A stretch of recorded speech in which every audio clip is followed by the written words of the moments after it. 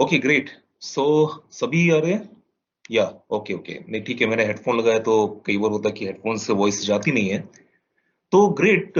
यहाँ पे हम लोग ये समझने की कोशिश कर रहे हैं कि BS4 से BS6 में जब हम जा रहे हैं, एक्चुअली में टेक्नोलॉजी में चेंज क्या हो रहा है, ये हमारे लिए समझना बहुत जरूरी है। बिना इसको समझे हम ये नहीं समझ पाएंगे कि हम क्या प्रोडक्ट दे रहे हैं या कोई भी कंपटीशन का प्रोडक्ट दे रहा है उसके क्या चेंजेस हुए हैं और क्यों वो चेंजेस हुए हैं। तो यहाँ पे बहुत ही सिंपल वे में मैं कोशिश करूंगा आपको बताने के लिए कि आखिर BS4 से BS6 में जब हम शिफ्ट कर रहे हैं तो टेक्नोलॉजी के अंदर में क्या चेंजेस हुए हैं। पहली बात तो ये समझ लीजिए कि BS4 से BS6 में जो हम चेंज कर रहे हैं या जो जा रहे हैं, that is because of emission norms. यानी गवर्नमेंट ऑफ इंडिया ने कुछ एमिशन नॉर्म्स बताए हैं कि BS6 में आपको पोल्यूटेंट्स को इतना कम करना है। उसकी वजह से ही सिर्फ BS6 में हमको जाना पड़ रहा है। अदरवाइज मुझे नहीं लगता कि कोई और रीजन था BS6 में जाने के लिए। बट ये बहुत इंपॉर्टेंट बात है। रीजन कि पोल्यूशन जिस तेजी से बढ़ रहा है वो उतनी तेजी से हमारे शरीर को खाता जा रहा है। और चलो हमारे तो ठीक है, हमारे बच्चों की लाइफ भी क्या होगी वो हमें पता नहीं है। तो यहाँ पे हम वो पोल्यूटेंट्स की बात करेंगे जिसको कि BS4 से BS6 में फर्दर जो रिड्यूस कर रहे हैं, तो वो कौन से पोल्यूटेंट्स हैं। तो यहाँ ये पोल्यूटेंट्स नहीं बोलेंगे, मैं इसको अपनी भाषा में बोलता हूँ कि ये आतंकवादी हैं। ये एक्चुअली में पोल्यूटेंट्स नहीं है, ये आतंकवादी है जो कि हमारे शरीर के ऊपर में आतंकवाद फैला रहे हैं, डाका डाल रहे हैं और हमारे शरीर को खराब कर रहे हैं। तो ये चार आतंकवादी कौन से हैं, ये आप देखने की कोशिश करो। जैसे कि पहला जो आतंकवादी है वो आपका ये है, देखो ये क्या बोलते हैं इसको, CO, कार्बन मोनोऑक्साइड। यानी कि आपका कार्बन और ऑक्सीजन जब मिलके कार्बन मोनोऑक्साइड बनाते हैं तो वो कार्बन मोनोऑक्साइड कहलाता है। दूसरा आतंकवादी है ये हाइड्रोकार्बन। अभी आप चाहे डीजल ले लो, पेट्रोल ले लो, केरोसिन का ऑयल ले लो, मोबिल ऑयल ले लो, इंजन ऑयल ले लो, डिफरेंशियल ऑयल ले लो। देखो जो भी चीज क्रूड ऑयल से निकलती है, जमीन के अंदर से क्रूड ऑयल जो निकलता है उससे अगर निकल रहा है, उससे डराइव कर रहे हैं, वो हाइड्रोकार्बन से बना होता है और उससे हाइड्रोकार्बन बाहर निकलते हैं। और ये हमारे शरीर के अंदर में जाएगा तो डेफिनेटली उस पर नुकसान पहुंचाएगा ही। तीसरा जो चीज है, तीसरा जो आतंकवादी है वो है पार्टिकुलेट मैटर। अब पार्टिकुलेट मैटर को अगर सिंपल भाषा में आप समझो तो हम लोग इसको लोकल लैंग्वेज में क्या बोलते हैं, कालिक। यानी कि अगर आप किसी ट्रक के पीछे जाओ, उसके साइलेंसर में अगर आप अपनी उंगली लगा दो तो आपको उंगली के अंदर में काला काला लग जाएगा। यही कालिक को पार्टिकुलेट मैटर बोलते हैं हम लोग, जो कि डीजल के जलने से बाहर निकलता है। नाउ जस्ट इमेजिन कि यही काले पार्टिकल्स जब हमारी सांस के थ्रू हमारे लंग्स के अंदर में जाते हैं तो हमारे लंग्स को कितना डैमेज कर सकते हैं। अभी आप समझ पा रहे होंगे। मतलब कई आपने केसेस ऐसे देखे होंगे जहां पे कि लोग सिगरेट नहीं पीते फिर भी उनको लंग्स का कैंसर हो जाता है और लोग सोचते रहते हैं कि ऐसा क्या हो रहा है, क्यों हो रहा है। तो इसी तरह के पार्टिकुलेट मैटर, धूल के वो छोटे छोटे पार्टिकल जो कि 2.5 की कैटेगरी के अंदर में आते हैं, ये जब हमारे लंग्स के अंदर में जाते हैं, हमारे लंग्स को डैमेज कर देते हैं और धीरे धीरे लोगों को सांस की बीमारी, अस्थमा, ये सारी चीजें होने लगती हैं। जैसे कि आपने दिल्ली में देखा होगा, कुछ और भी मेट्रोस के अंदर में है। तो ये एक बहुत बड़ा रीजन है पोल्यूशन का भी, साइमल्टेनियसली बहुत बड़ा रीजन है जहां पे कि इस टाइप की बीमारियां लोगों को सामने देखने को मिल रही है। चौथा जो आतंकवादी है वो है आपका नाइट्रोजन ऑक्साइड्स। नाइट्रोजन और ऑक्सीजन जब हाई टेम्परेचर पे आपके ये मिक्स होते हैं तो ये नाइट्रोजन के ऑक्साइड्स बनाते हैं, क्योंकि इंजन के अंदर में जब डीजल जलता है तो आप समझिए कि वहां का टेम्परेचर 1000-1200 के आसपास आसपास पहुंच जाता है। वहां पे जब नाइट्रोजन और ऑक्सीजन हाई टेम्परेचर में आपस में मिलते हैं तो नाइट्रोजन के ऑक्साइड्स बनाते हैं, जो कि अनदर हार्मफुल पोल्यूटेंट है। तो बेसिकली ये जो चार आतंकवादी हैं, इन्हीं को ही BS4 में और अब BS6 के अंदर में इनको कट करने की बात हुई कि भाई इनको कट करो ताकि हमको एक सेफ एनवायरनमेंट, सेफ हवा, साफ हवा मिल सके। बट यहाँ पे समझने की चीज क्या है कि भाई BS4 से BS6 में जब हम जा रहे हैं तो आखिर इसमें क्या चेंज हो रहा है। BS4 में भी यही चार पोल्यूटेंट्स को हम लोग कम कर रहे थे और BS6 में भी कम कर रहे हैं। तो आखिर इतनी ज्यादा हाई तौबा क्यों मची है, कि इतना टेक्नोलॉजी में चेंज क्या हो गया। तो यहाँ सबसे बड़ा चेंज क्या हुआ है कि ये जो चार आतंकवादी हैं इनको BS4 में आप जितना कम कर रहे थे उससे कम से कम 50%, 60, 70, 90% तक कुछ कुछ चीजों को BS6 में कम कर रहे हैं। तो अब आप समझ पा रहे होंगे कि BS4 में जहां पे आपने इसको ऑलरेडी कम किया, उससे भी 80-90% BS6 में हम लोग इसको फर्दर कम कर रहे हैं। तो ये कोई छोटा काम नहीं है। इसके लिए टेक्नोलॉजी चाहिए और एफिशिएंट टेक्नोलॉजी चाहिए जो कि रिलायबल हो, जिससे कि ये काम को बहुत अच्छी तरह से किया जा सके। अब यहाँ पे अगर आप देखो तो समझने की चीज ये है कि जैसा आप ये देख पा रहे हो कि BS4 के अंदर में ये जो 3 आतंकवादी थे, यानी कि कार्बन मोनोऑक्साइड, हाइड्रोकार्बन और पार्टिकुलेट मैटर जिसको कालिक बोलते हैं, इसीलिए इसको यहाँ पे काले रंग से डिनोट भी किया है। तो ये जो तीनों थे, इनको जो कंट्रोल हम लोग कर रहे थे वो कर रहे थे इंजन के अंदर से ही, यानी कि कंबशन के साथ में ही इन तीनों के एमिशन को कंट्रोल कर लिया जाता था।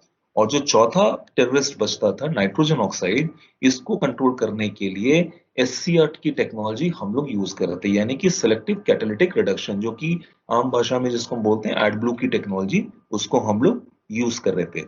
कुछ लोग इसको ट्रीट करने के लिए EGR टेक्नोलॉजी भी यूज कर रहे थे, बट उसका सबसे बड़ा नुकसान ये था कि आप 15% के आसपास का धुआं वापस इंजन में भेज देते थे, फिर आप उसको ट्रीट करते थे। तो हमने EGR टेक्नोलॉजी यूज नहीं किया, हमने SCR टेक्नोलॉजी की तरफ गए और BS4 में एमिशंस को कंट्रोल किया। सिमिलरली जब हम BS6 में जा रहे हैं तो अब सबसे बड़ा चेंज क्या हो गया कि ये जो पहले के दो जो टेररिस्ट हैं, कार्बन मोनोऑक्साइड और हाइड्रोकार्बन, इनको ट्रीट करने के लिए आपको एक यहाँ पे ट्रीटमेंट लगाना पड़ा जिसको हम बोलते हैं डीजल ऑक्सीडेशन कैटलिस्ट, यानी कि कार्बन मोनोऑक्साइड और हाइड्रोकार्बन को ट्रीट करने के लिए अभी आपका DOC लग गया। दूसरा, ये जो कालिक निकलती थी साइलेंसर से बाहर, पार्टिकुलेट मैटर, उसको फिल्टर करने के लिए आपका यहाँ पे डीजल पार्टिकुलेट फिल्टर लग गया। तो उसमें क्या हुआ कि अब आपके जो धुआं जाता है उसमें से कालिक जो है वो फिल्टर में कैप हो जाती है और साफ धुआं बाहर निकल जाता है।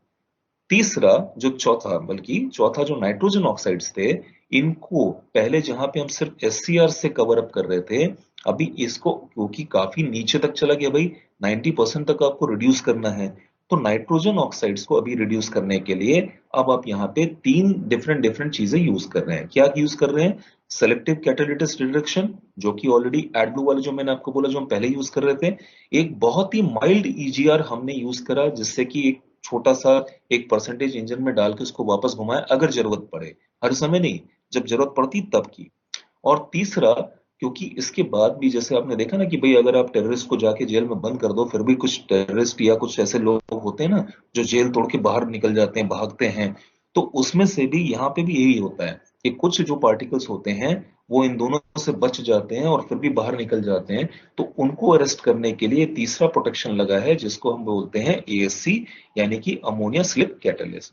तो अब इसका आप कैसे समझोगे? अगर मैं आपको एक सिंपल भाषा में समझाऊं, तो ये तो मैंने आपको बताया कि भाई BS4 से BS6 क्यों आया, उसमें टेक्नोलॉजी में क्या चेंज हो रहा है, कौन कौन से पोल्यूटेंट्स को हम लोग कम कर रहे हैं। बट बेसिकली अगर हम इसको समझना चाहें अपनी भाषा में कि आखिर इसको कैसे हमेशा याद रखा जाए, तो आप ये समझो कि अभी जो है इस समय जैसे कि कोरोना की महाबीमारी ऑलरेडी फैली हुई है, ठीक है, और सबको एक मैंडेटरी है कि भाई बाहर निकलना है तो मास्क लगा के निकलना है, बिना मास्क लगाए आप नहीं निकल सकते हैं। तो यहाँ पे प्रॉब्लम क्या है कि BS4 में आपको ये बोला जा रहा था कि आप एक और ये दो दो मास्क लगा के बाहर निकलो, तो जिससे कि आपका जो है डस्ट अंदर नहीं जाएगी और कुछ बैक्टीरिया अंदर नहीं जाएंगे, आपको हवा साफ मिलेगी। लेकिन जैसे ही आप BS6 के अंदर में आ रहे हो, देखो BS5 भी नहीं है बीच में, BS6 पे डायरेक्टली जंप कर रहे हो। तो BS6 में जब आप जंप कर रहे हो तो यहाँ पे आपको बोला जाता है कि एक, दो और +3, यानी कि एक तरह से 5 मास्क एक के ऊपर एक के ऊपर एक के ऊपर एक लगा के अब आप बाहर निकलो, जिससे कि डस्ट भी ना जाए, आपके बैक्टीरिया भी नहीं जाए, आपका वायरस भी ना अंदर घुसे, आपका जो कालिक है वो भी अंदर नहीं जाए, हवा आपको साफ मिले। तो बहुत अच्छी बात है कि भाई 2 मास्क की जगह पे आप 5 मास्क लगाओगे तो डेफिनेटली आपको एयर शुद्ध मिलेगी, अच्छी मिलेगी। लेकिन यहाँ पे ही बहुत एक इंपॉर्टेंट चीज है जो कि याद रखने वाली है कि भाई आप आराम से बेड पे लेट के मास्क नहीं लगा रहे हो। आपको मास्क लगा के डेली का जैसा काम आप करते थे, चाहे वो आप रनिंग करते थे या आप डेली का जो है जो मतलब कहीं पे जाना होता था चल के जाते थे, जैसे भी जाते थे, वो सारे डेली के काम आपको करने हैं। बट शर्त ये लग गई है कि अब ये 5-5 मास्क आपको लगा के निकलना है। तो हवा शुद्ध हो गई, लेकिन इसका सबसे बड़ा असर कहाँ पे पड़ा? भाई जब आपको डेली अगर काम वही करना है, ठीक है, तो जो एनर्जी आपको चाहिए, जो ऑक्सीजन आपको चाहिए, वो तो उतनी ही चाहिए। आप उसको कम ऑक्सीजन लेके तो काम कर नहीं लोगे। तो 5 मास्क लगाने के बाद में जो ऑक्सीजन अंदर आपके फेफड़ों में जा रही है, लंग्स में जा रही है, तो उसकी क्वांटिटी भी तो कम हो गई। अगर आपको सेम क्वांटिटी ऑक्सीजन की चाहिए काम करने के लिए, तो अब आपको ज्यादा जोर लगाना पड़ेगा। यानी कि आपको ज्यादा तेजी से एयर को अंदर खींचना पड़ेगा, जिससे वो 5-5 लेयर से निकल के अंदर जा सके और आपके लंग्स के अंदर में उतनी ताकत, उतनी एनर्जी आपकी बॉडी को दे सके। तो इसमें सबसे इंपॉर्टेंट भूमिका हो जाती है कि आपके लंग्स कितने हेल्दी हैं, यानी कि आप कितने हेल्दी हैं। तो अगर कोई हेल्दी आदमी होगा तो उसको कोई दिक्कत नहीं होगी, धीरे से वो एडजस्ट हो जाएगा और उतनी हवा खींच के वो काम अपना रेगुलर करेगा। बट अब आप सोचिए उसी जगह पे कोई बीमार आदमी है, जिसको ऑलरेडी कुछ सांस की प्रॉब्लम थी, या फिर मान लीजिए कि कोई 60 साल का, 70 साल का कोई बंदा है, तो उसको अगर सेम काम करना होगा, तो अब वो उस तरह से खींच नहीं पाएगा, क्योंकि उसके लंग्स की, उसके फेफड़ों की वो कैपेसिटी नहीं है कि वो खींच सके। तो यहीं पे उसको एक तरह से समझ लीजिए उसके लंग्स के ऊपर में बड़ा प्रेशर डलेगा। तो अब ये जो जिंदगी का एग्जाम्पल हम लोग दे रहे हैं, ये इंजन में कैसे सही होगा? क्योंकि भाई इंजन को भी जलने के लिए, यानी कि डीजल को जलाने के लिए ऑक्सीजन चाहिए, और जो धुआं बाहर निकलता है उसको ट्रीटमेंट करने के लिए ये सारे फिल्टर्स या ये सारे सिस्टम्स हम लोग लगा रहे हैं। तो अब जो फिल्टर कर रहे हैं या सिस्टम लगा रहे हैं फिल्ट्रेशन के लिए, तो जब आपका धुआं बाहर निकल रहा है, वो भी तो एक के बाद एक के बाद एक के बाद एक करके फिल्टर या फिर ट्रीटमेंट होते हुए धीरे धीरे निकल रहा है। तो उससे क्या हो रहा है कि आपके इंजन के ऊपर में बैक प्रेशर, याद रखिएगा ये टर्म, बैक प्रेशर जो है वो माउंट होता जा रहा है। और जितना बैक प्रेशर माउंट होगा, उसकी वजह से क्या होता है कि जो इंजन जिस कैपेसिटी का दिखता है, उतनी कैपेसिटी का वो रह नहीं जाता। जैसे एग्जांपल देता हूँ कि कोई 6 लीटर का इंजन है, तो वो एक्चुअली में BS6 में 5.5 लीटर का रह जाएगा, 6 लीटर का नहीं रह जाएगा।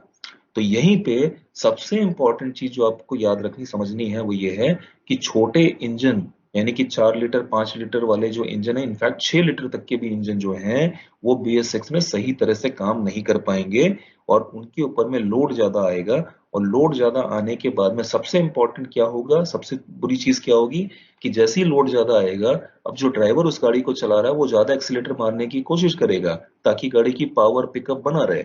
जैसे ही ज्यादा एक्सीलेटर मारेगा, जो पिस्टन है और सिलेंडर है और बीच में पिस्टन रिंग है, जब वो ऊपर नीचे बहुत तेजी से भागेंगे, तो जो एमरी होती है, बीच में लोहे का जो बुरादा होता है, वो धीरे से ज्यादा होना शुरू हो जाएगा, जो इंजन ऑयल में नीचे गिरेगा।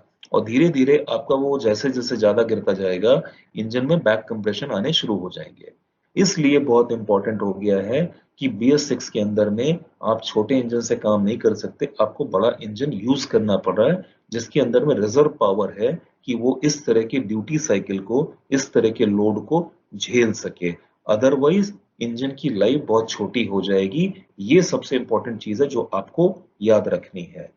तो ये मैंने आपको जस्ट एक बेसिक बताया पहले कि कौन कौन से वो आतंकवादी हैं जिनको हम लोग BS4 या BS6 में ट्रीट कर रहे थे। 90% तक BS4 से BS6 में जाने में हमको कुछ कुछ चीजों को ट्रीट करना पड़ रहा है। इसकी वजह से टेक्नोलॉजी के अंदर में ये चेंजेस हुए हैं, और ये टेक्नोलॉजी बहुत रिलायबल होनी चाहिए, जिससे कि ये कॉन्टिन्यूसली काम सही तरह से कर सके। इंजन बड़ा चाहिए, छोटे इंजन काम BS6 में सही तरह से नहीं कर सकते हैं। शुरुआत में 1-2 साल लगेगा कि ये ठीक कर रहा है, अच्छा कर रहा है, पर जैसे ही 3 साल या 3.5 साल निकलेंगे, वो इंजन का काम लग जाएगा। फिर वो इंजन उस लायक ही नहीं रहेगा कि आपका वो लोड ले सके। सो यहाँ पे हम इस चीज को फिनिश कर रहे हैं। याद रखिएगा, ये 4 टेररिस्ट, ये 4 आतंकवादी, ये BS4 के अंदर में जो हम लोग 2 से काम चला रहे थे, वही BS6 के अंदर में 5-5 चीजें लग रही हैं ट्रीटमेंट करने के लिए।